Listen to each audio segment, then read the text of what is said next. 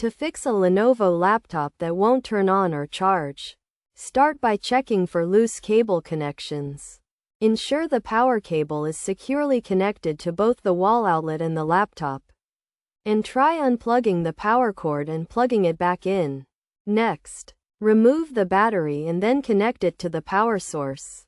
To do this, turn off the laptop, unplug the charger, and disconnect all other devices.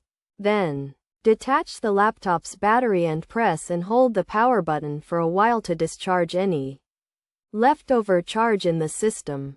After that, connect the charger and try turning on the laptop. It's also possible that the laptop is in sleep or hibernate mode, which can cause it to fail to turn on if it's been inactive for a long time.